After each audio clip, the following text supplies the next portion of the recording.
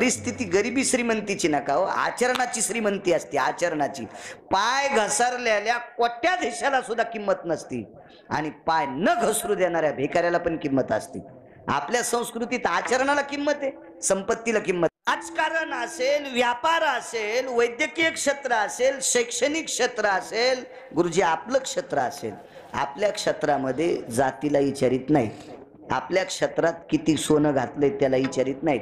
आपल्या क्षेत्रात किती 2-4 किलो माळी घातल्यात त्याला विचारित नाहीत. आपल्या क्षेत्रात तुला किती चाली येतात त्याला विचारणार नाहीत. आपल्या क्षेत्रात तू किती पक्वाद वाजवतो त्याला विचारणार नाही. आपल्या क्षेत्रात तू किती कीर्तन करतो त्याला विचारणार नाहीत. आपल्या क्षेत्रात आचरणाला किंमत आहे. आचरणाला, ज्याचं आचरण गोड आहे का त्या माणसाचे लोक पटापटा पटापटा पटा पाया पडतात. मग तो भारीच्या गाडीत आलाय का पायी पायी आलाय काय नाही. माझ्या लहानपणचा 40 वर्षाचा तर 700 वर्षापूर्वी परिस्थिती काय असेल याची कल्पना करा. पांघरायची अवस्था असेल का. माझ्या लहानपणी कोपनचे लुगडे आले, त्याला आता राशन म्हणतात. कोपनचे लुगडे, त्याला उगी अशी साध्या कोण्या तरी कलरची नखी, बुट्ट्या गिट्ट्या काय नाही. हो, ते लुगडे सुद्धा नेसलेल्या बायका मी पाहिल्या. आता लुगड्याला कमीच नाही. आता डुकर मधात येऊन म्हणून रानातला कंपाऊंड लुगड्यांचं साड्यांचं. हो, लुगड्याला साडीला डुकर पण भेटेत महाराज. तर आपण यायच्या किती लांब राहावा याचा विचार करा. विठाला विठाला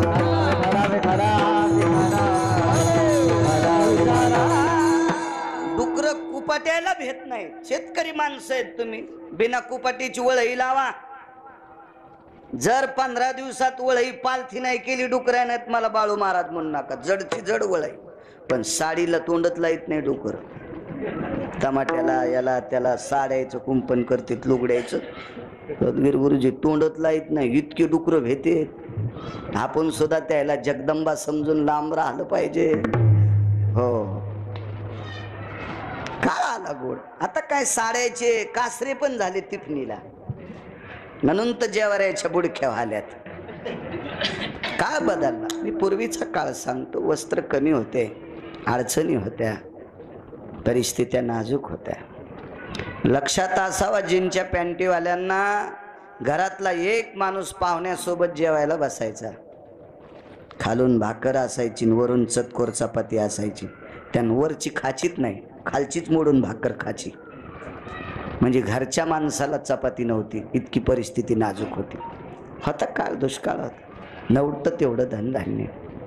तर 700 वर्षापूर्वी काय प्रगतशील काळ असेल, काय परिस्थिती नाजूक असेल, कसली प्रगती आली त्यावेळेला.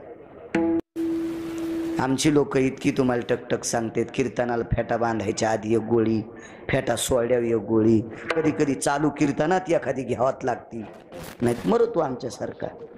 हो, चांगलं खाऊ दे. चिखल केला ना आपण, मर्यादा सोडल्यानं, मग तोही मर्यादा सोडतोय. गळ्यात शपथ खोटं नाही. कीर्तनात सांगायलो, भगवान शिवजीच्या दरबारात, मारुतीरायाच्या दरबारात, गोदावरी मातेच्या तीरावर सांगायलो, हे जे आपल्याला लागतंय याच्यापेक्षा शिल्लक अन्न नाश करतात का, ही माणसं शेपटीच्या आळ्या होणार. हो, त्याच्या बायका पण शेपटीच्या आळ्या होणार, त्याची मधली मधीत नालीत लग्न होणार. हो,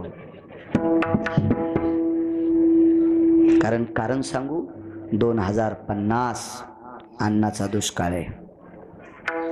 जी माणसं असा नालायकपणा करतील का त्यांच्यावर बिकट परिस्थिती येतील. पैशाचे बंडला असतील महाराज, पण धान्याचा दुष्काळ असेल. ही येऊ नये याच्याकरता वेळीच सावध व्हा. त्या मालकांनी दिलेली आपल्याला ती चेतावणी आहे, सावध व्हा. आपल्याला लागेल तितकंच अन्न घ्या, नका फेकू. शुगर असेल, तुला शिरा खायचा नाही, घेताना घेऊच नको ना. तू सांग ना मला शुगर आहे, घ्याला. बैल आहे का तू? बैलाला कळत नाही वैरण मालकाला टाकताना ते म्हणत नाही मग पोट भरलं. पण तुला कळतंय ना, तू माणूस आहे ना, तू बैल नाही ना, तू गध नाहीस, तू मसण नाहीस, तू हाल्या नाहीस. कळतंय ना तुला, मला नकोय, मला शुगर आहे, मला गोड खायचं नाही. वा आणणार घे मित्रा का, तू ह्या बापाची पंगत आहे का? हा, तुला माहिती आहे का किराण्याला किती पैसे लागायले सोंबळ्या? हे नालीतल्या आळ्या होणार.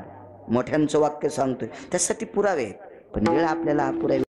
स्वर्गीय सत्यलोकवासी, गोलोकवासी, कैलासवासी भामाबाई बापूबुवा पुरी ह्या विश्वाच्या मालकाच्या सानिध्यात शिवस्वरूप झाल्या, भगवंताच्या सानिध्यात विलीन झाल्या. त्यांचा आजचा हा स्मृतीला उजाळा देणारा कार्यक्रम म्हणजे त्या मागे 6 तारखेला जात राहिल्या. खूप दिवस झाले. तुमच्याकडे मला वाटते 3ऱ्या दिवसाच्या नंतर करण्याची पद्धत आहे, काय ताण नाही. पण आता जुना काळ वेगळा होता. आता या काळामध्ये सगळ्यांना शक्य होत नसतं, म्हणून मोठ्या विस्तृत पद्धतीने स्वर्गीय कैलासवासी भामाबाईंचा मोठा हा स्मृतीला उजाळा देणारा कार्यक्रम, शास्त्राच्या भाषेत जर म्हणायचं झालं तर त्याला उदक शांती विधी म्हणावं लागेल. असा हा ज्ञानोबाराय तुकोबारायच्या नामाच्या साधनेमध्ये, साधू संतांच्या नामाच्या उच्चारामध्ये त्यांचा हा सोहळा मोठ्या आदराने करतात पितांबर बापूबुवा पुरी बंधू भाऊ. वा म्हणजे बहिणीचं करतात. बर ते आपल्या बहीणबाईचा हा सोहळा करतात.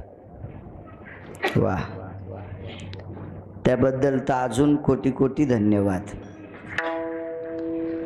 मला असं वाटतंय कालच्या राखी पौर्णिमेला भाऊ बहिणीची इथं जातो किंवा बहीण भावाची इथं जाते. महाराज कैलासवासी झालेल्या बहिणीला आजच्या या पवित्र एक 15 दिवस पर्वणी असती राखी पौर्णिमेची, त्या बहिणी करता, शिवस्वरूप झालेल्या त्या बहिणी करता त्या भावाने मोठा एवढा उत्साह केला. हे किती मोठा उत्साह असेल. स्वर्गातले देव टाळ्या वाजित असतील. विठ्ठला विठ्ठला विठ्ठला विठ्ठला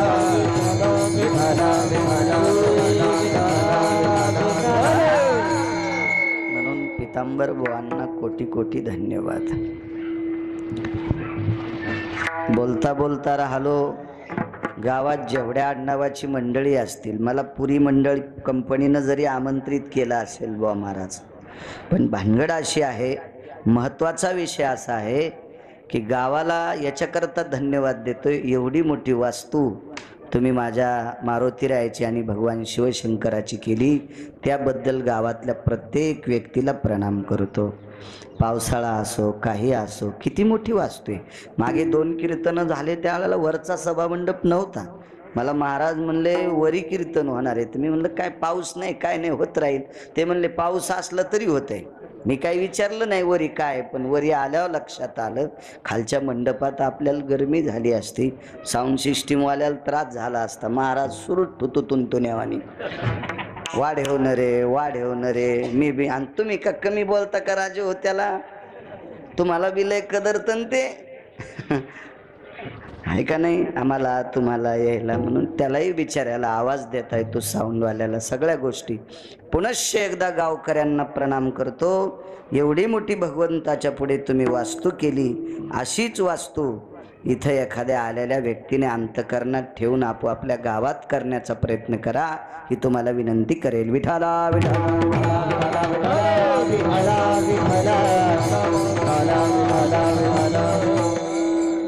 मृदंगाचार्य महाराज सोनोळकर हरिभक्तीपरायण आमचे नवनाथ महाराज त्या गावाला कीर्तन घेत असतात. तुम्ही इकडं सारंगपूरला 2 वर्ष फोन केलता.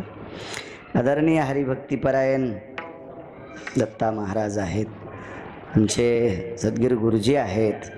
आदरणीय ज्यांच्यासोबत चाल म्हणली श्रेयश महाराज आहेत.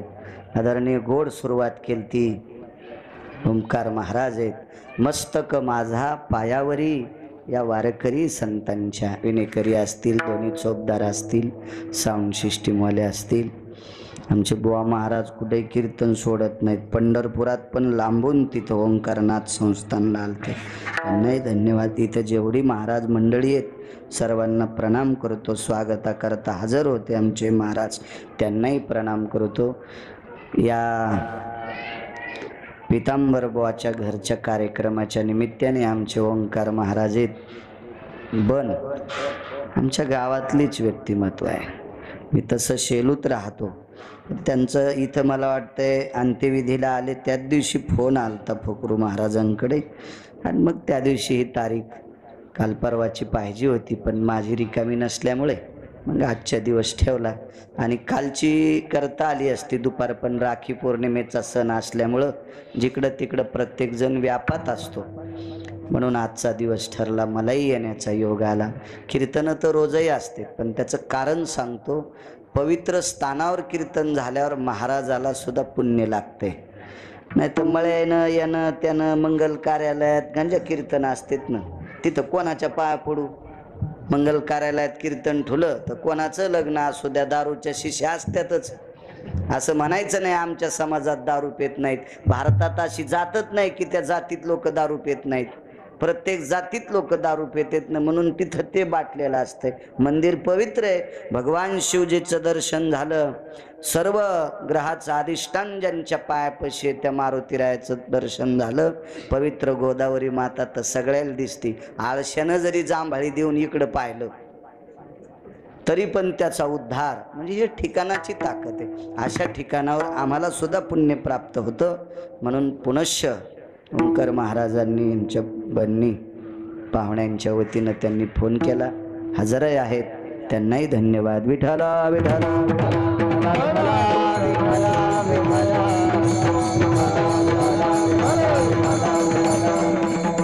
तुटला आयुष्याचा दोरा. एक जण म्हणे महाराज प्रयत्न चालत नाहीत का? व्याधीसाठी प्रयत्न चालतील, दुखत असेल तर प्रयत्न चालतील.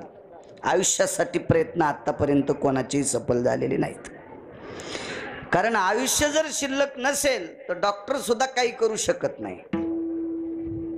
आयुष्य शिल्लक असेल तर तो व्याधीमुक्त करेल, आणि आयुष्य जर नसेल तर मग मात्र डॉक्टर काही करू शकत नाही. वैद्य वाचविती जीवा, वैद्य वाचविती जीवा, वैद्य वाचविती जीवा, वैद्य वाचविती जीवा. तरी कोण ध्याती देवा, तरी कोण ध्याती देवा, तरी कोण ध्याती देवा, तरी कोण ध्याती देवा, तरी कोण ध्याती देवा, तरी वैद्य वाचविती जीवा, तरी कोण ध्याती देवा, तरी कोण ध्याती देवा, तरी कोण ध्याती देवा.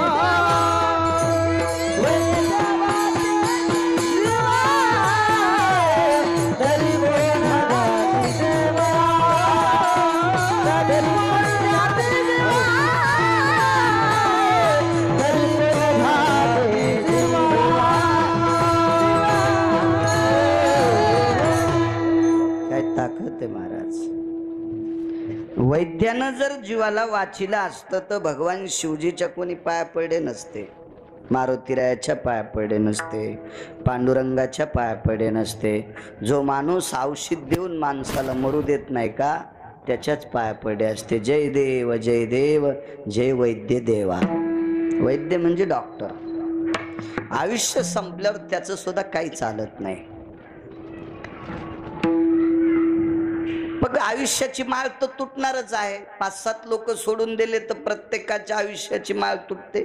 आपण म्हणतो त्यांना देव आज्ञा झाली, ते वारले, ते मृत्यू पावले, ते खर्चले, ते गेले, ते मेले, असा आपल्याकडे शब्द असतो.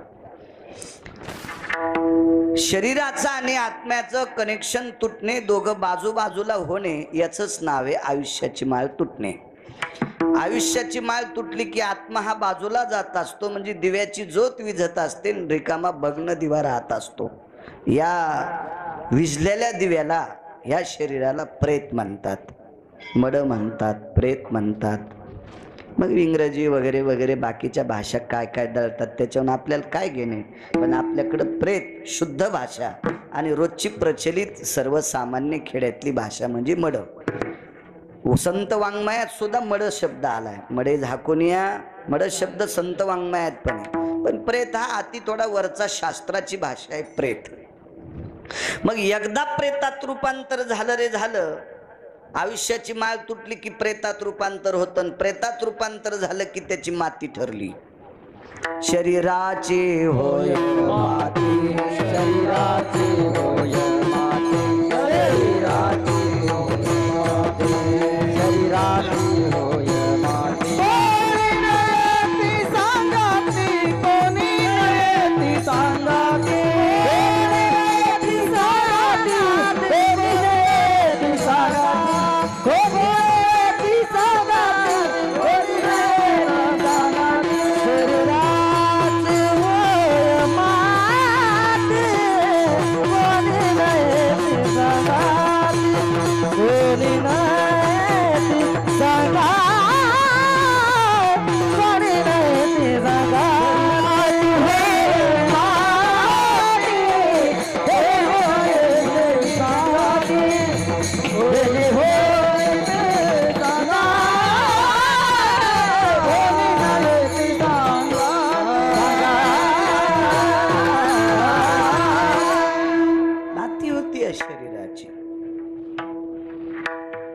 पार्थिव ते प्रेत जरी दफन केलं असेल तरी कालांतराने 4-2 वर्षानं काढलं तर फक्त अस्थिचा सापळा सापडेल, मधलं काही सापडत नाही, त्याची माती होत असते.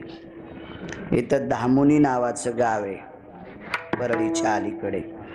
त्या गावाला 10 मुनी असं नाव होतं, नंतर 10 मुनी पडलं. तिथं 10 मुनीश्वरांच्या समाध्या होत्या. मी या वर्षी तिथे कीर्तनाला गेलो. तिथल्या लोकांना विचारलं नाव कसं काय, तर काय म्हणे आमची इथं 10 मुनींच्या समाध्या आहेत. मग त्यांनी असं थोडासा सभामंडप केला तर त्या कॉलमच्या खड्ड्यामध्ये 2 मुनींचे सापळे सापडले. ते म्हणले आम्ही ते पूजेला ठेवले, दर्शन घेतले, पुन्हा ते कपड्यात बांधून टाकले. आता त्या कधी मुनींचा दफनविधी झालता कोणालाच माहीत नाही, पण ते मुनी नाही सापडले, फक्त त्यांच्या अस्थी सापडल्या. मज्जा तंतू याचं सगळं माती होऊन गेली. माती पेटवलं तरी माती, मातीत टाकलं तरी माती, पाण्यात टाकलं तरी माती. या शरीराची माती होत असते. मग तो कोणी असो, केवढाही असो, त्याचा विचार नाही करायचा. निसर्गाचा नियम आहे. शिवस्वरूप झाल्या, देवाच्या पायापाशी विलीन झाल्या. इष्ट मित्र सजन सखे सोयरे धायरे मिळून त्यांना 6 तारखेला समर्पित केलं. किती मोठ्यांना जावं लागते एक मुद्दा तुमच्या पुढे मांडतो. नामदेवरायाच्या घरी त्यांच्या सासरवाडीतला एक व्यक्ती आली. मग पाहुणी आली असेल का पाहुणा आला असेल इथपर्यंत तो काही मला पुरावा सापडला नाही, पण एक व्यक्ती आली. मग एक आली त्या अर्थे पाहुणी आली नसेल. पाहुणी एकटी कशी येईल? जुना काळ सांगतो, आता एकट्या जात्यात पाहुण्या. आता काळ बदलला, काही विषय नाही. काही पाहुण्या तर इतक्या गोड आहेत, नवऱ्याला कामाला लावत्यानं मीच जाऊन येते म्हणत्याल. अशा सुंदर पाहुण्या आहेत काही. अशी ज्याला भेटली असेल त्याचं नशीब तुर्कस्तानच्या पलीकडे झोपले. हो, काही इतक्या पाहुण्या गोड आहेत, त्याला सरकी लावायला ठुत्यात, वान्य राहणायला ठुत्यान, पाखरा हाणायला ठुत्यान आणि ह्या जत्राला जात्यान. अशा पण काही येत नाही. टकटक दिसायल्यात 7-8 जणी. चांगल्या पुरात गंगात टाकावं त्या 4 जणीला. विठाला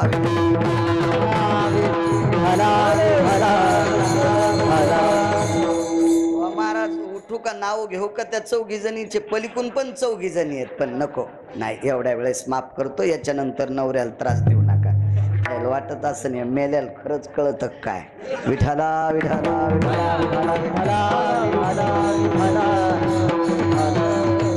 एक व्यक्ती नामदेवरायाकडे बिदरवरनं आली, कर्नाटकातून आली. नामदेवराय संत शिरोमणी नामदेवराय या पवित्र संप्रदायाचा प्रचार पंजाब पर्यंत केला. ती नामदेवराय पाहुणी आल्याच्या नंतर एक व्यक्ती आली नामदेवरायाच्या सासरवाडीतनं. हिवाळ्याचे दिवस होते, पांघरायच्या अडचणी होत्या. महाराज आता जुन्या जर अडचणी सांगितल्या न बुवा महाराज, त्या जीनच्या पॅन्टीवाले म्हणतील गिरगावकराच्या गोळ्या संपल्यात.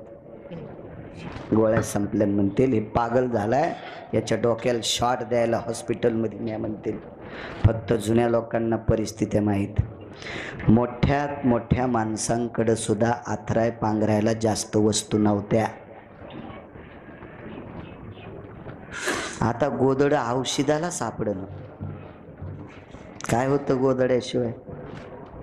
गोदड्याला सुद्धा महाराज श्रीमंत घरच्या बाईला गरीब घरची बाई टाकून दिलेलं लुगडं मागित होती. नेसता येत नव्हतं दत्ताबुवा नवनाथ, असं लुगडं मागायचे तरी ती बाई देत नव्हती. कशाला? त्याचं गोदड शिवायचंय. इतक्या परिस्थित्या नाजूक. कसली लाईट आलेत. विचारा जिनच्या पॅन्टीवाल्यानं, तुमच्या आजोबाला विचारा, पंजोबा असतील त्यांना विचारा, वयस्कर चुलता असेल त्याला विचारा. संध्याकाळी घासलेटाचा दिवा लावायचा आणि सकाळी तोंड आणि नाक पुसलं तर ते कपडे काळे व्हायचे, त्या धुपणानं काळे व्हायचे. इतक्या परिस्थित्या नाजूक होत्या. आत्ताचा काळ सांगतोय. पाहुणे आल्याच्या नंतर राजाईनं सहज नामदेवांना प्रश्न केला, स्वामी काय ग जेवण झालीत?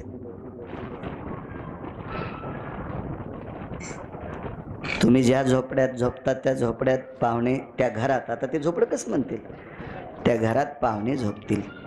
पण पाहुण्यांना पांघरायला काय द्यायचं? तुटला आयुष्याचा दोरा सांग, काय द्यायचं पांघरायला?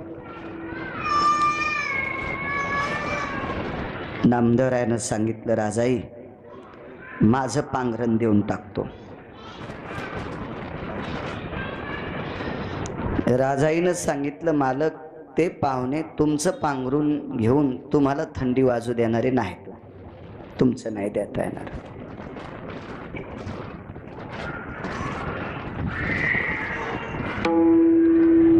तुझं देऊन टाक, माझंही देणार नाही, घेणार नाही. मला असं वाटतं नामदेवरायचे मेहुणे असतील.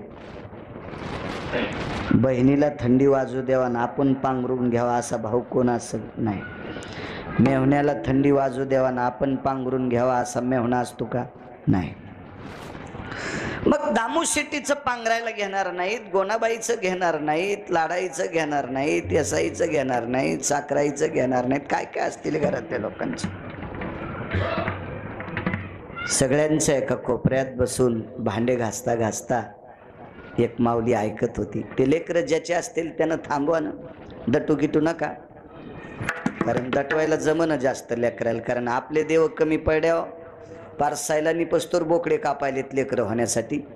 त्याच्यामुळे कोणाला दटू नका, फक्त ज्याचं असेल त्यानं शांत ठेवा.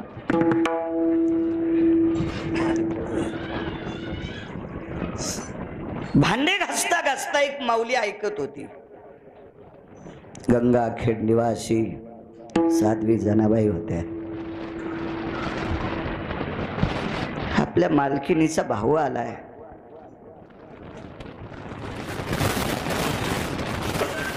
जनाबाई मालक म्हणायच्या, नामदेवरायाला मालक म्हणायच्या.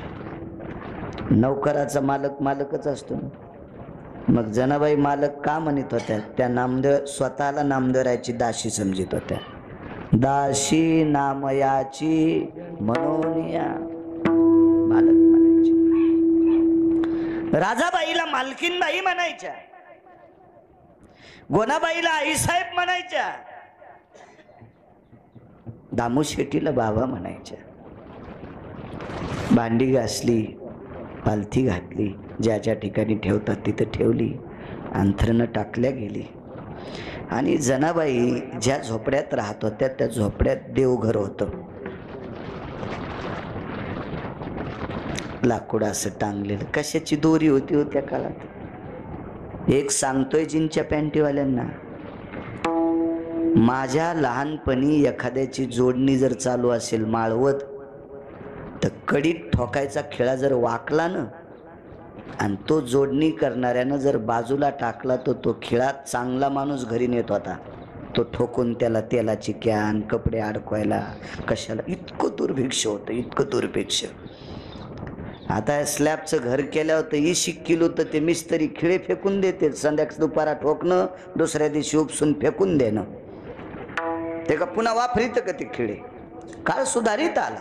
म्हणून मी म्हणतो ना, ही पोरं म्हणतील याच्या गोळ्या संपल्या, इतकी इतकी गरिबी कशी असेल, होती गरिबी. याच्याही पलीकडची सांगतोय. तुम्ही गोदाकाठची माणसं आहात, खळा हा पद्धत तुम्हाला चांगली माहीत आहे.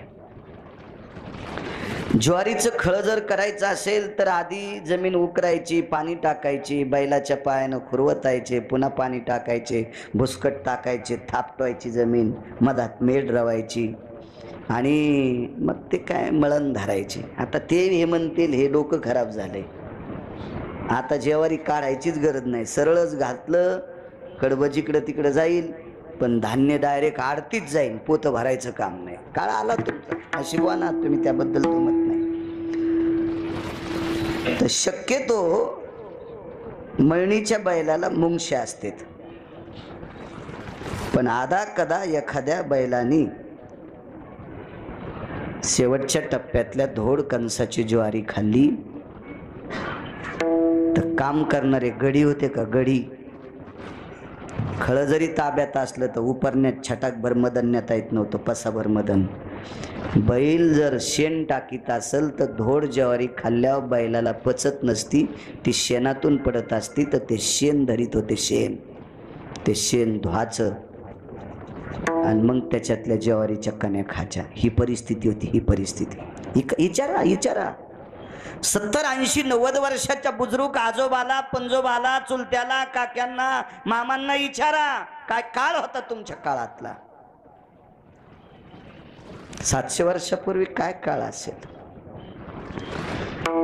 अंथरणं टाकल्या गेली, त्या देवघरातून आपली वळकट झटकली, लाकडावर अशी टाकलेली, त्याला वळणी म्हणतात, ती झटकिली अशी गोधडी, आणि आवाज दिला, मालकीनबाई, मालकीनबाई. काय ग जना, जना म्हणायच्या, काय ग, दादा आलेत तुमचे. हो ग.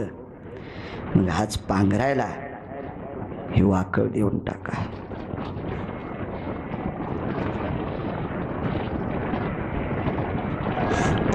राजाबाईने विचारलं, जना, पाहुण्यानं जर विचारलं ही वाकळ कोणाची, मनानं आमच्या इथे एक शिल्लक आहे.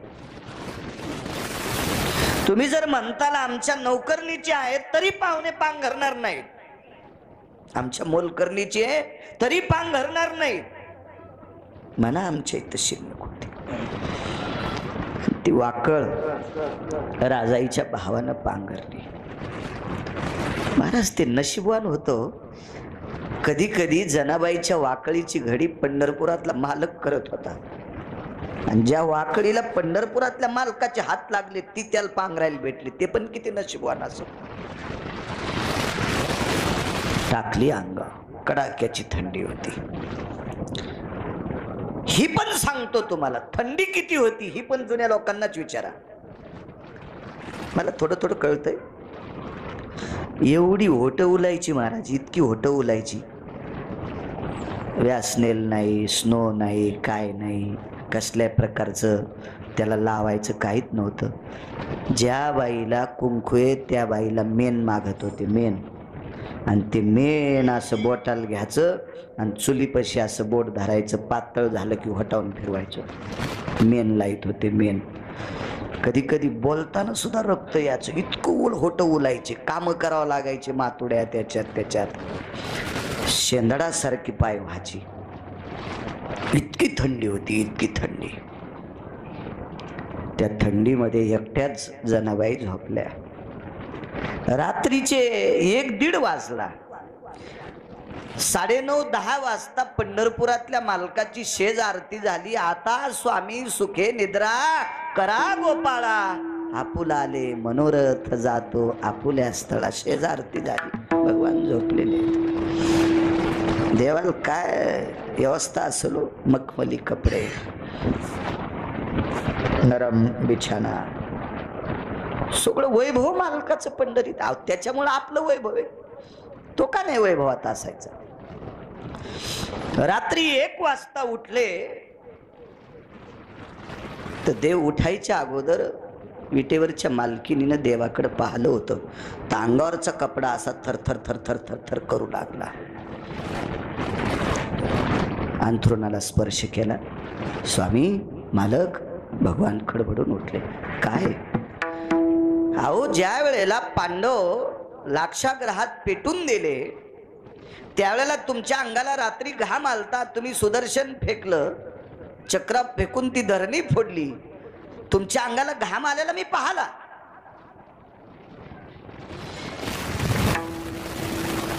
असं बऱ्याच भक्ताच्या वेळेस वेगवेगळी प्रकरणं पाहिली, पण आज मात्र तुमच्या अंगावरच पांघरून थरथर करतंय. नेमकं काय? रमा म्हणजे लक्ष्मी. हे रुक्मिणी, हे लक्ष्मी, माझ्या जनाला थंडी वाजते ग, माझ्या जनाबाईला थंडी वाजते ग.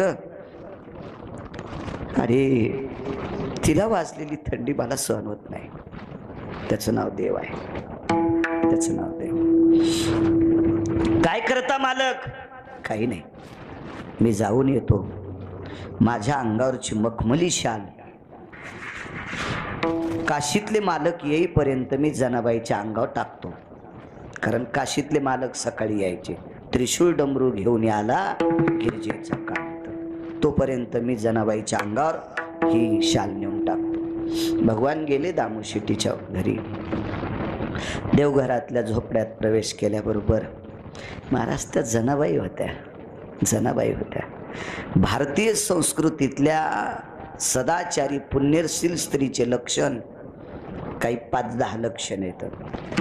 मालकाच्या पायातला बूट वाजल्याबरोबर 4 बूट जरी वाजत वाजत गेले तरी उठत नाही, पण एका बुटाचा विशिष्ट प्रकारचा आवाज आल्यावर तिला कळतं या बुटाचा आवाज माझ्या मालकाच्या पायातला आहे. याला म्हणायचं पत्नी. महाराज दारावर टकटक करण्याची, अशी वाजवण्याची पद्धत सुद्धा ज्याची त्याची वेगळी असते. त्याच्यावर लक्षण घ्यायचं, माझे मालकच आलेत. अशी जुन्या काळातली सात्विक सदाचारी पुण्यशील पतिव्रता नारी होती. आजही तशा आहेत, म्हणून तर विश्व शाबूत आहे. त्यांच्यामुळेच विश्व शाबूत आहे. या देशाची सर्वोच्च संपत्ती काय असेल तर या पवित्र भारत देशाची स्त्री आहे, सात्विक स्त्री. बाहुल वाजल्याबरोबर थोडस जाग आल्यासारखं झालं. झोपच नव्हती, उगा डोळा लागायचा कुडकुड कुडकुड. जगाच्या मालकानं अंगावरती मखमली शाल टाकली. ताडदेशी उठल्या, पाय धरले. प्रभू, प्रभू, माझ्या अंगावर ही मखमली शाल? जना, मला थंडी वाजत होती ग. देवा, ही तुमच्या अंगावर असल्यावर थंडी कशी वाजल? असं नाही ग जना, आज तुला थंडी वाजत होती म्हणून मला वाजत होती. तर मला विचार, लक्ष्मीला विचार, मी स्वतः तुला भेटून तुझ्या अंगावर शाल टाकण्यासाठी आलो. प्रणाम केला. देवाने एकच सांगितलं, देवा, अरे आमच्या मालकिनीचा दादा आजच्या दिवस राहणार आहे. आजच्या दिवस, ते उद्या पहाटे जातील. मला 1 दिवसाकरता अडचण होती. राहू दे ना रमा. देवा, एक बोलू का? मी ज्यांच्या घरच्या भाकरी खाते ते गोदडे पांघरतात, म्हणजे वाकळी पांघरतात. मी ज्यांच्या घरच्या भाकरी खाते ते गोदडी पांघरतात, आणि त्यांच्या घरची नौकरीन मी मखमली शाल पांघरावा. हे काय उचित आहे का रे देवा? नकोय, मला नकोय. दृष्टांत संपला. मला सांगायचंय, ज्या सात्विक सदाचारी पुण्यशील वारकरी स्त्रीला थंडी वाजल्याच्या नंतर त्याला थंडी वाजती, त्यावर ती संलग्न आत्मा किती एक असेल, प्रेमाचं सूत्र किती गोड असेल, माझ्या जनाबाईंचा अधिकार किती मोठा असेल, काय नाविन्य असेल माझ्या जनाबाईंचं. जी जगाचा बाप जिच्या थंडीची दखल घेतोय त्या जनाबाई किती मोठ्या असतील महाराज. पण माझ्या त्या जनाबाईंना सुद्धा त्यांचा आयुष्याची मर्यादा संपल्यावर इथं थांबता आलं नाही, इथं थांबता आलं नाही तर भामाबाईंना जावं लागतंय.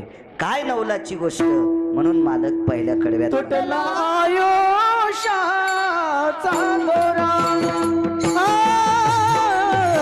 तुटला आयुष्याचा दोरा, तुटला आयुष्याचा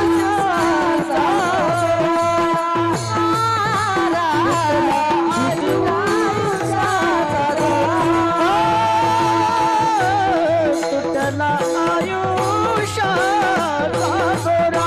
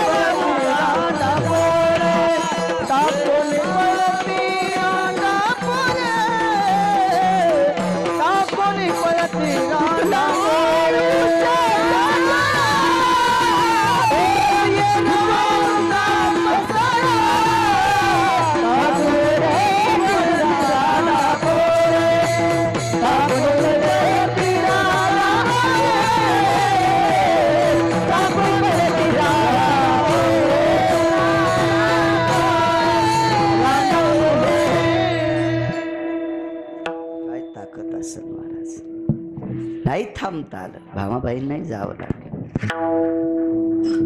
एक मुद्दा मांडतो, वेळेत सोडेल, वेळेच्या आधी 1 मिनिटानं सोडणार नाही आणि पुढेही तुम्हाला त्रास देणार नाही. काही माऊल्या या भारत देशात किती मोठ्या होत्या. बसा बसा वारकरी, जागच्या जागा, जिथं जागा असेल तिथं बसायचं.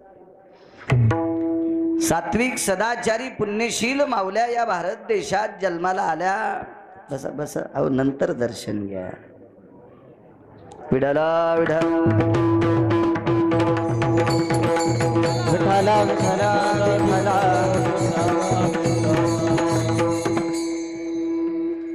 काही दर्जा आहे काही माऊल्यांचा. पंढरीतले मालक, या मालकाची भक्ती करणारे, काशीतल्या मालकाची भक्ती करणारे काही संत महंत योगी जपी तपी देव, प्रत्येकाचे प्रसादाची एक हे ठरलेली आहे. भगवान जगन्नाथाचा प्रसाद खिचडी आहे. खिचडी तुम्ही गेला असताल जगन्नाथपुरीला तर तिथे खिचडीचा प्रसाद आहे. बऱ्यापैकी ठिकाणी काही संतांच्या पुण्यतिथीचा प्रसाद सुद्धा ठरलेला आहे. आमच्याकडे 2 सातोने आहेत परतूर तालुक्यात. त्याच्यापैकी एका सातोन्यामध्ये बालानंद स्वामींचं मंदिर आहे. अवलिया साधू महात्मा होते मोठे. तर एखादा पैशावाला माणूस त्यांच्या त्या प्रसादाच्या पंगतीला काजूची भाजी करील, बदामाची असती का नसती मला काय माहित नाही, पण बदामाची करीन,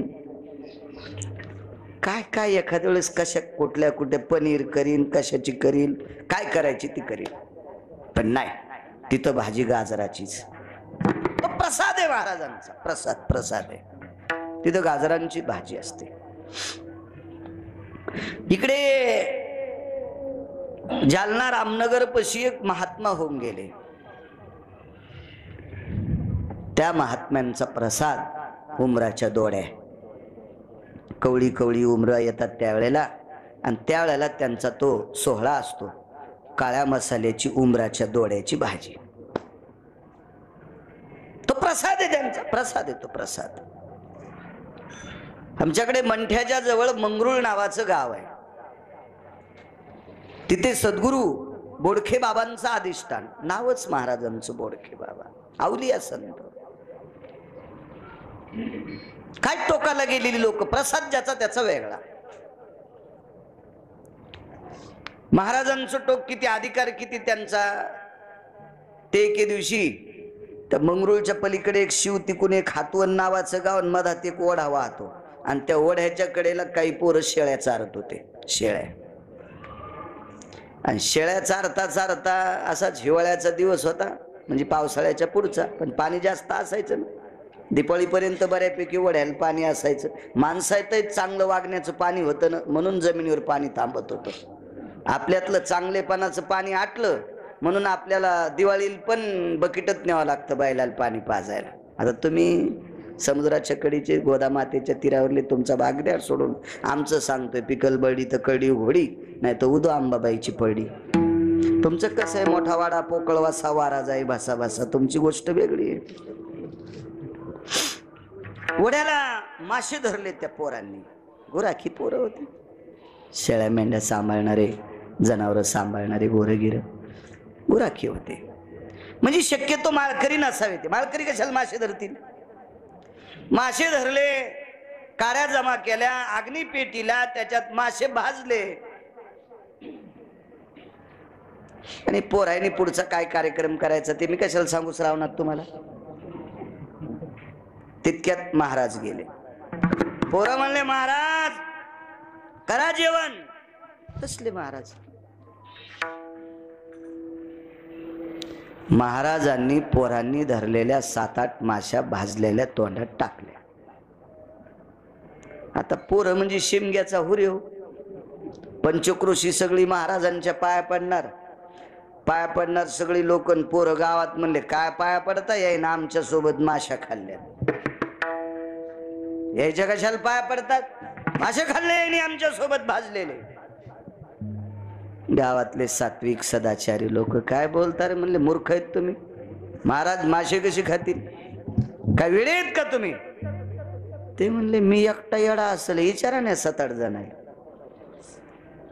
आणि आमच्या देखता महाराजाला विचारा. महाराज म्हणले विचारायचं कशाला, मीच सांगतो ना खाल्ली म्हणून. सगळी लोक म्हणली महाराज आम्ही तुमचं पाहून माळ घातली, आम्ही प्रसाद असतो काही लोकांचा याच्यावर सांगायला, तुमचं पाहून माळ घातली. मी कट्टर नास्तिक माणूस पण तुमचं बघून माळ घातली असे लोक पुरावे देत होते. आणि तुम्ही स्वतः जर असं करत असाल तर आम्ही काय वागायचं, आम्ही कोणाकडे बघून चालायचं? महाराज म्हणले पोरं सांगते ते खोटं नाही, आणि तुमची माझ्यावर श्रद्धा आहे ती पण खोटी नाही, पण म्या माशा खाल्ल्या नाही, म्या वाचिल्यात. पोरायनं मला बोलिल्यावर जितक्या माशाचे प्राण वाचिता येतील तितक्याचे मी वाचिले, त्याच्या पोटातले मला वाचिता येत नाही. ते मग पोरं म्हणले वाचवायची काय, माशा भाजल्या आम्ही, भाजल्यावर जिते असतात का माशा, भाजायची काय गरज आहे? पाण्याच्या बाजूला काढली की माशी मरून जाते पाण्यातली मासा, आणि भाजल्या. महाराज म्हणले तुम्हाला तसं वाटत असेल, तुमचा काही दोष नाही, तुम्ही मला काय ओळखीणार आहेत, पण बकेट भरून पाणी आणा. मोठं बकेट असं 10-15 लिटर पाणी बसायचं, बकेट भरून आणलं, आणि महाराज बकेटाच्या समोर वमन करतात, उलटी नाही, सगळा जठर अग्नी, वमन म्हणजे उलटीच, पण पूर्ण जठर तोंडातून बाहेर काढलं, आणि ती अन्न पिशवी अशी झटकिल्याबरोबर ते जेवढे मासे तोंडात टाकले होते तेवढे बकेटात पोहू लागले, आणि ते आताडे गिताडे धुतले, आणि सगळ्याला सांगितलं आता तर काही दोष नाही ना, सांग रे किती खाल्ले होते? ते म्हणलं हो 7-8च उचलल्या होत्या तुम्ही, तितक्याला तितक्या माशा जिवंत. आवली असा तो महाराज. या लोकांचा कशाला विचार करायचा? विज्ञान मानित नसेल नका मानू, काही हरामखोर माय बापाला मानित नाहीत तर साधूला मानतील का भडवे? त्याची अपेक्षा तरी करता कशाला करता? आपला संप्रदाय चमत्काराचा नाही पण साक्षात्काराचा आहे. आपला संप्रदाय साक्षात्काराचा, चमत्काराचा नाही, साक्षात्काराचा आहे. तर ज्या साधूने भाजलेली मासे जिवंत करावा त्या बोडखे बाबांचा प्रसाद कण्या आमटी, ज्वारीच्या कण्या असायच्या त्यांच्या प्रसाद असतो. प्रसाद खाली शेगावच्या पुढे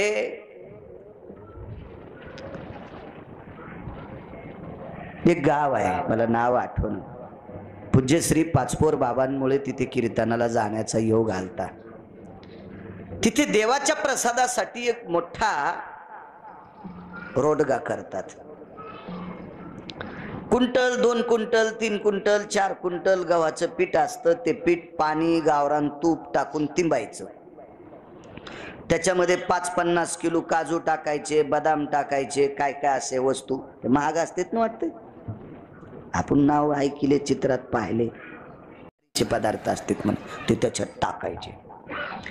आणि मोठा कोरा कपडा घ्यायचा, तो खाली आथरायचा, त्याच्यावर केळीची पानं टाकायची आणि त्याच्यावर ते कणिक, ती तुपानं पाण्यानं काजू बदाम टाकून असं केलेला तो उंडा, आणि चौकून केळीची पानं लावून त्या कपड्याची गाठ मारायची आणि माणसाच्या डोक्या इतका मोठा खड्डा, त्याच्यात गौऱ्या वगैरे याचा विस्तू आणि ते लोटून द्यायचा आणि वरून गौऱ्या टाकायचा आणि दुसऱ्या दिवशी ते काढायचा आणि येणाऱ्या भक्ताला त्याच्यातला थोडा थोडा, तो महाराजांचा प्रसाद.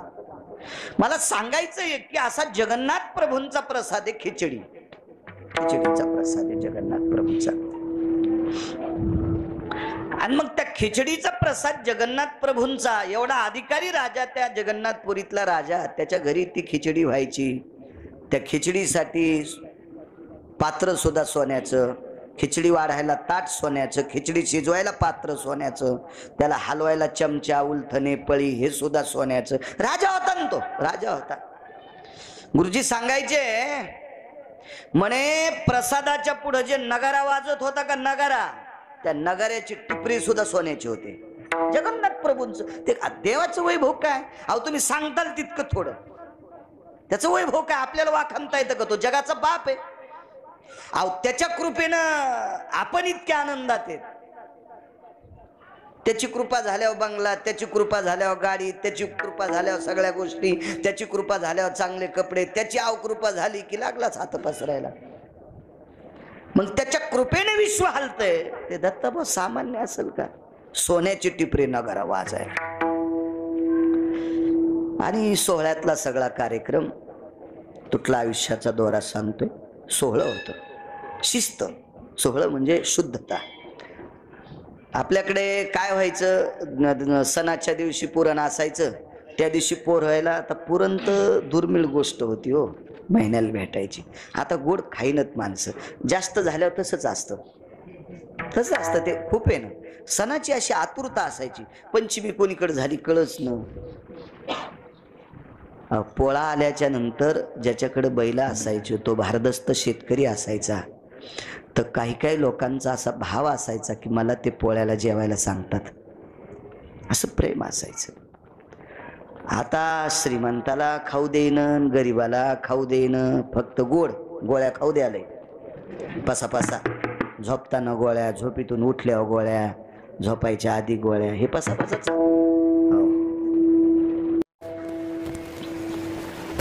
देवाचा नैवेद्य सोहळ्यात आपल्याकडे ते पूर्णाला हात लावू देत नव्हते. बायका हे नैवेद्य राहिला रे, नैवेद्य राहिलाय. पण काही पोरं माईचा डोळा चुकून त्या पूर्णाचा खोगा हाणायचे. काही तो गुळ आणायला गेल्यावर गुळ टोकरायचे, गुळाचा खडा असं टोकरायचे. ते दात लागलेले दिसाव माईन म्हणा मेल्या, गुळ उष्टा केला सोय रे सांड्या. शिव्या होत्या नाही, अशा वेगळ्या शिव्या नव्हत्या. आता काय शिव्या दलिंदर, देणाऱ्या दलिंदर, आणि ज्याला दिल्या ते भिकार चोट. विठाला विठाला विठाला विठाला विठाला.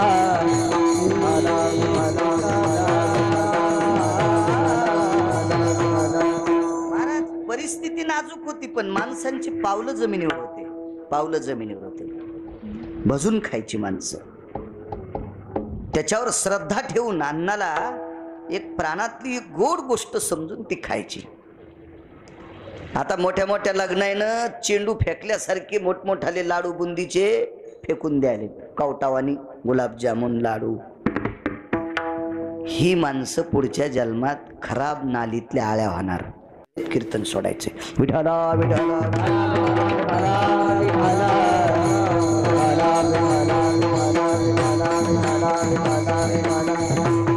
आजही कुठे कुठे गेल्याच्या नंतर अब्जाधीश माणसं पात्र पुसून खातात. अब्जाधीश माणसं स्वतःच पात्र पुसून खातात. आणि हे 1-2% भिकार चोट आहेत का, भिकार चोट, ज्याला बायका लोकायची रान खुरपून जगीत्यात, त्या हराम खोरायला कळत नाही आपण किती नाश करायला लागलो. बैल आहेस का तू सुनल्या? बैल सुद्धा शेंड्याकून वैरण खातून पोट भरलं तर बुडा कडीत होतो.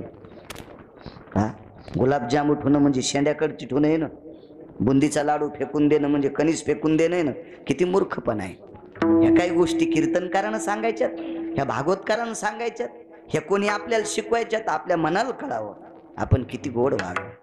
कारण तुमच्या इथं अन्नसत्र होण्यासाठी किती मोठा सभामंडप आहे, किती निवारा आहे.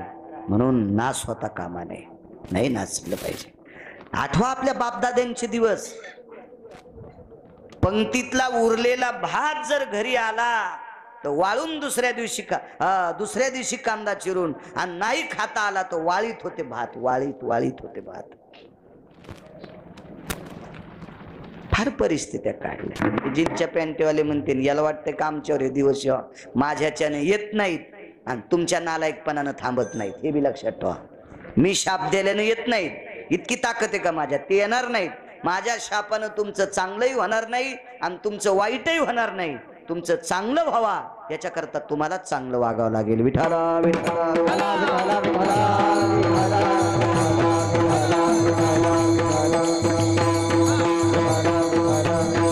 महाराज परिस्थित्या तुम्हाला एक आठवत असेल, बऱ्या बुऱ्या माणसाच्या घरी जर पंगत झाली, महाराज मी डोळ्यानं प्रसंग पाहिले. डोळ्यानं शिऱ्या भाताच्या पंक्ती असायच्या, सगळ्याला आमंत्रण नसायचे महाराज.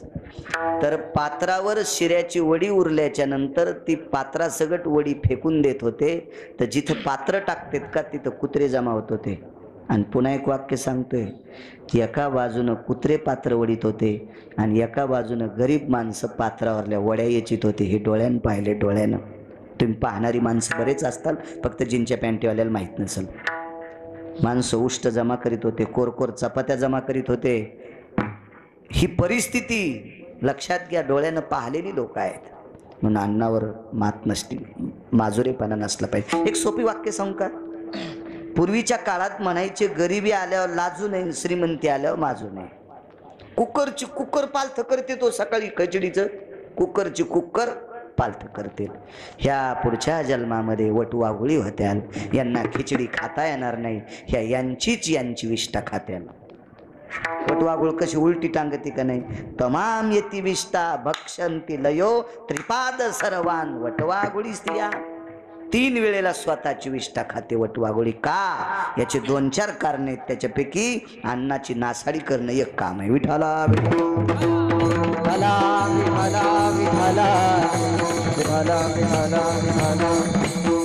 त्रिकाल तिला ती घाण खावा लागते. चला, राजा आहे भगवान जगन्नाथ प्रभूंचा प्रसाद खिचडी घेऊन गेले.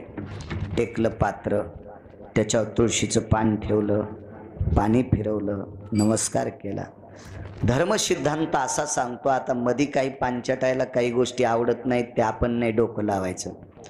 एकादशी वगळता, महाशिवरात्री वगळता, 24 एकादशा वगळता, 5 परवान्या वगळता, प्रत्येक नैवेद्यावर तुळशीचं पान ठेवल्याशिवाय देव स्वीकारित नाही. 24 एकादशी, 5 परवान्या, त्याच्यापैकी महाशिवरात्री आली, त्याच्यापैकी गोकुळाष्टमी आली. ह्या 5 परवान्या. आता बाकीच्या तुम्ही 3 घरी गेल्यावर पहा ना, गुत्त थोडं घेतलं सांगायला. ह्या 5. मग सोमवार जरी असेल तर सोडायचा उपवास आहे. प्रदोष सुद्धा सोडते, सोडायचा उपवास आहे. तुम्ही जो प्रसाद केलाय त्याच्यावर तुळशीचं पान ठेवतात. कारण आपण करत असताना पदार्थात काय दोष असतो? आपण स्वयंपाक करताना एखाद्याला शिवी दिली का? आपला स्वयंपाक चुकीच्या माणसानं पाहिला का?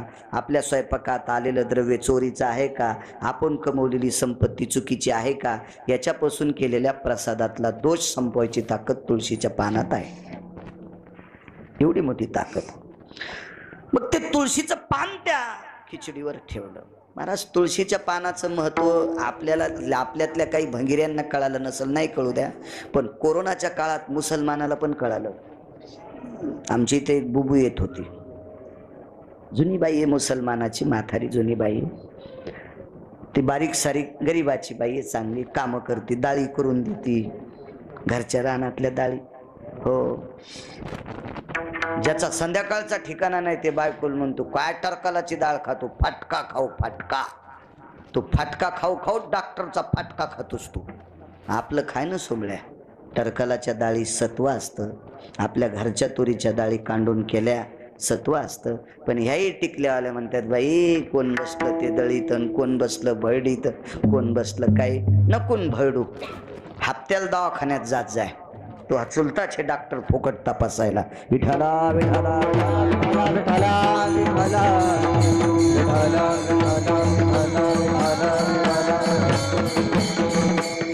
म्हातारी आमच्याकडे यायची. ती एके दिवशी मला म्हणली, महाराज, बाबा म्हणायची, पोरं बाबा म्हणायचे मला. आजकाल महाराजाला बाबा म्हणण्याची पद्धत आहे. लायकी असती का नसती काय माहित, आमच्यात पण लोक म्हणतात आम्हाला, काय चाललं बाबा. तर ती बाई म्हणली, बाबा तुम्हारे यहाँ तुलसी का पेड़? मैं म्हणला, बुबू यही तुलसी का पेड़ है, ये पत्ते चुन के दो. बोले मैं ले नहीं, बोले तुम्हारे हिंदू की पवित्र तुलसी, तुम तुम्हारे हाथ से दो. मी अशी 5-6 पानं तोडून दिले. दुसऱ्या दिवशी मागितले, दिले. ती कधी आमच्या मुलाला मागायची, कधी मंडळी घरातल्या कोणाला मागायची, द्यायची. ते बायकांनी तुळशीच्या मंजुळा तोडल्या नाही पाहिजे असं शास्त्र सांगतं. गिरगावचा बाळ्या नाही. तुम्हाला ऐकायचं ऐका ना, काय ऐकू तुम्हाला. 30 गाव पठ्ठ्याला 36 गाव. मी काय गुत्त घेतलं तुम्हाला? आणि माझं काय एवढी माझ्यात पात्रता आहे का तुम्ही आमचं ऐकताल? तुम्ही तुमचं ठरवा. पाहुणी ग्रंथ करावे कीर्तन, मी शास्त्र पुराण वाचून तुमच्या पुढे मांडतोय. एके दिवशी मला शंका आली, ही मुसलमानाची बाई तुळशीचे पानं का नेत असेल? मी म्हणलं, बब्बू काय के वास्ते तुलसी के पत्ते? हे कैसे? बोले महाराज बाबा, ये टीवी पे रेडियो पे लोग बातें कर रहे, ये तुलसी के पत्ते पानी में डाल के वो गर्म पानी उबाल के पीने से कोरोना नाही होता. म्हणजे मुसलमानाच्या बाईला कळालं तुळशीचे पानं उकळून पेल्यावर कोरोना होत नाही. हो, आणि आपल्या बऱ्याच बाया तुळशीच्या जवळ शिळी बांधित्यात, बोकड्या बांधित्यात. वा, या पुढच्या जन्मात घुशी होणार. विठाला विठाला विठाला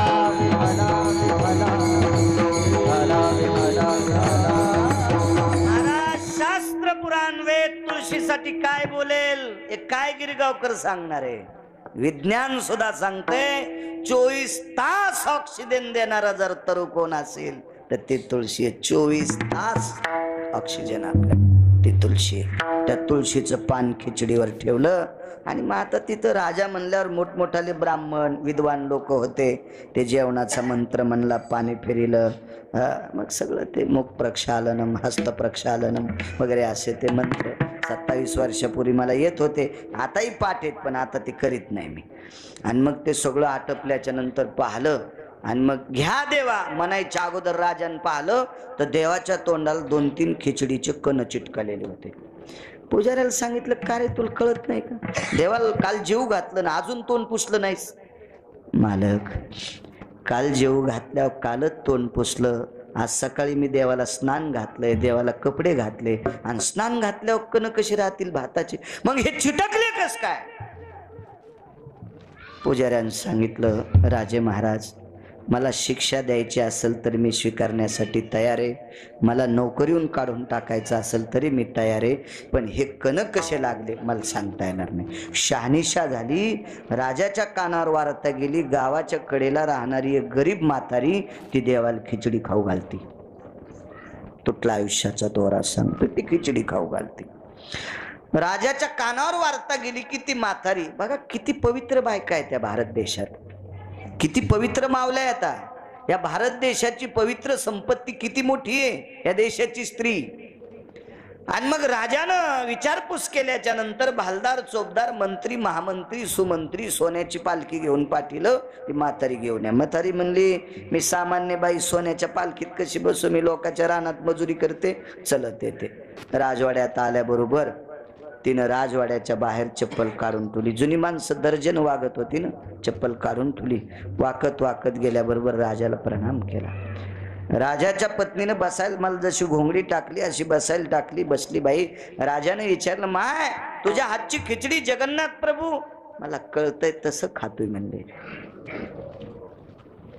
मी या गावात आले का त्यावेळेसपासून माझ्या हातची खिचडी जगन्नाथ प्रभू खातात. राजा म्हणले, बाई माझ्या इथं चूल पण सोन्याची, रंगनाथ गुरुजी सांगायचे. आता गुरुजींचं वाक्य म्हणल्यावर मोठ्यांचं वाक्य कुठं खोटं असतं का? गुरुजी गुरुजी आहेत. गुरुजी म्हणजे आपल्यासाठी प्रत्यक्ष ज्ञानोबर आहे. ज्ञान सूर्य होते गुरुजी, ज्ञान भास्कर. हो, परभणी जिल्हा महाराष्ट्राच्या बाहेर जर कोणामुळे ओळखल्या जात असेल तर तो फक्त रंगनाथ गुरुजीमुळे ओळखला जातो. उत्तर भारतात सुद्धा परभणीचे म्हणलं गुरुजींच्या भागात एवढा मोठा गुरुजींचा दर्जा मोठा होता. आणि गुरुजी म्हणायचे जगन्नाथपुरीच्या राजाकडे चूल पण सोन्याची होती.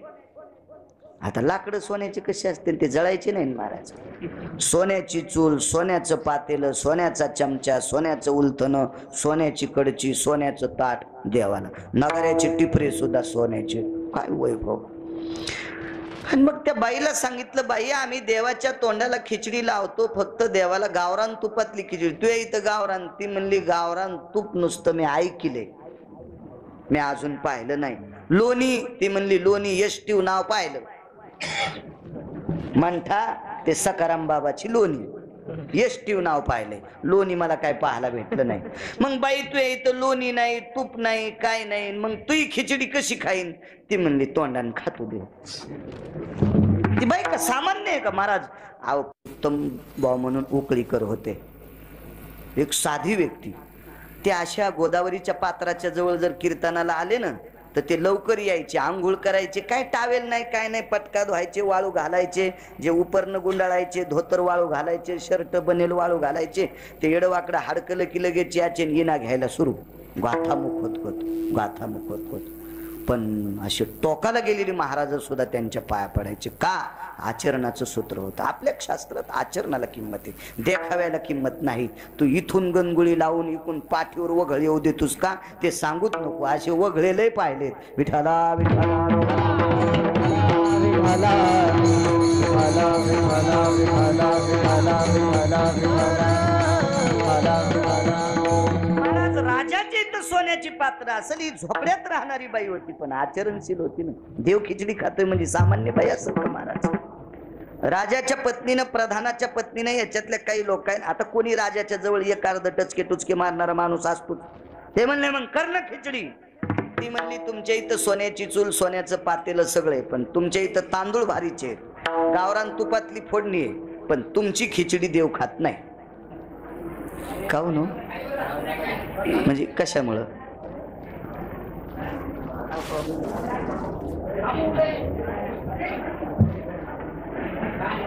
बर बर. विठाला विठाला विठाला विठाला विठाला विठाला विठाला विठाला. मग तुझी म्हणजे आमची खाती, चला आमच्या घरी. राजा, प्रधान, प्रधानाची बायको, राजाची बायको, सगळं मंत्रिमंडळ तिच्या घरी. वारं सुटलं, बाहेर चुलपेटीत आहे ना झोपडं लहानसं. तिच्या झोपड्यात झाला वाकून जावं लागत. तिला मोठाले लाकडं कोण देणारे गरीब बाईला? लहानशी झोपडी. मधात गेले. राजाला मुकुट हातात घ्यावं लागलं. आतमध्ये बसल्या खिचडी केली, सगळं झालं. प्रसाद खापराच्या गाडग्यात खिचडी शिजली. तेलाचा पत्ता नाही फोडणीला, फक्त गाडगं गरम केलं. जिरे नाही, मोहरी नाही, हळद नाही, काय नाही. मीठ टाकलं, 1-2 मिरचीचे 2 तुकडे, तांदूळ, पाणी, मिरचीचे 1-2 तुकडे, मीठ. ती खिचडी एका खापराच्या ताटात घेतली, तुळशीपाशी टेकली, तुळशीचं पान ठेवलं आणि नमस्कार केला. जगन्नाथा जेवा बापा. कुठं देव खातोय? हिनं खा म्हणल्याबरोबर देव असा खोरा हानीत होता. आणि तिला कळालं इथं ताटाला खोरा पडलाय, म्हणजे त्या खोंगा पडला की समजायचं देवान खिचडी खाल्ली. ती एकटीच असायची, पण आज खाईच नाही. तिने विचार केला देवा खाणं, तर भगवान तिच्या कानात सांगत होते मी रोज तू ही खिचडी खातो, पण फुगिऱ्या एकटा खात नाही. हे भोवतालचे सगळे फुगीरच होते ना. म्हातारीच्या भोवताल राजे महाराजे सगळे फुगीरच होते. या फुगिऱ्याच्या देखता खात नाही. तिळ मात्र जरी होया अभिमान आणि मेरू तो समान भार देवा, त्या फुगिऱ्याच्या हात देखता मी खात नाही. म्हातारीने सांगितलं देवा माझ्या प्रतिष्ठेचा प्रश्न आहे ना देवा, असं नको करू न रे, खाय न रे देवा. त्याच्यातली अर्धी खिचडी गायब. काहीतरी घटना झाली. विढोबार फुमाई.